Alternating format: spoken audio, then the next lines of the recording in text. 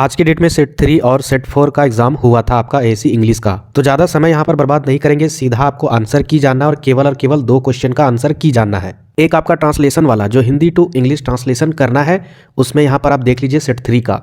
ये आपका जो समय सबसे मूल्यवान वस्तु है, क्योंकि यह कभी भी वापस नहीं आता। ये वाला जो हिंदी आप एग्जाम में पढ़े होंगे, आपको अच्छे तरीके से पता है, उसका यहाँ पर देखिए ट्रांसलेशन इस तरीके से है।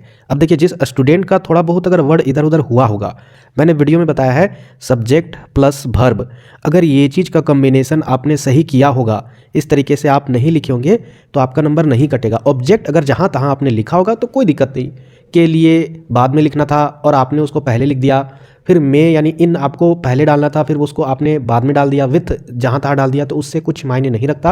अगर आप सब्जेक्ट और वर्ब का कॉम्बिनेशन यानी जो स्ट्रक्चर होता है सेंटेंस का, वो अगर सही तरीके से आपने रखा तो काम बन जाएगा। उतना डीपली नहीं चेक किया जाता है।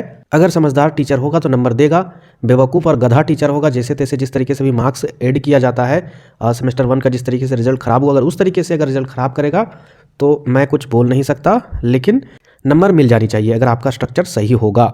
अब यहाँ पर देखिए सेट 3 में जो आपका पैसेज वाला था, उसका आंसर आप मिला लीजिएगा, ठीक है। पहला का बी, दूसरा का बी, तीसरा का बी, चौथा का बी। कितना सटीक और सही तरीके से अगर आप किसी को आंसर बता भी रहे होंगे तो डायरेक्ट बोल दिए होंगे कि फर्स्ट से लेकर 4 तक बी और 5th का हो जाएगा डी। तो ये मैच कर लीजिएगा। अगर इस तरीके से होगा, आपने टिक किया होगा, तो आपका 10 नंबर कहीं नहीं जाएगा। बहुत सिंपल, चारों सेट में पूछा गया पैसेज, बहुत ही साधारण। सेट 4 की अगर बात करें तो ट्रांसलेशन आप देख लीजिए, वही देशभक्ति वाला था। तो यहाँ पर देखिए, इसका यहाँ पर है, आप इसे देखिए और खुद से पढ़िए, क्योंकि समय इसमें बर्बाद करने की ज़रूरत नहीं है। अगले पेपर पर आपको फोकस करना है।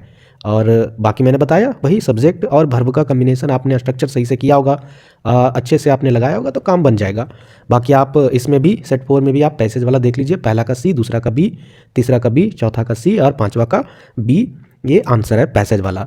इसके अलावा जितने भी क्वेश्चन थे वो सारे रिटर्न सेक्शन से थे, यानी लिखने वाला क्वेश्चन। आपने किस तरीके से लिखा, फॉर्मेट किस तरीके से बनाया, लेटर किस तरीके से लिखा आपने, रिपोर्ट, पैराग्राफ वगैरह, मतलब जितने अच्छे तरीके से आपने लिखे होंगे क्वेश्चन के आंसर, उसी तरीके से आपका नंबर मिलेगा। और मैं रियल में बता रहा हूँ, दिल से दुआ करूँगा कि जितने भी स्टूडेंट एग्जाम लिखे ना, वाकई में सारे स्टूडेंट पास कर जाए, किसी तरीके से धांधली ना हो।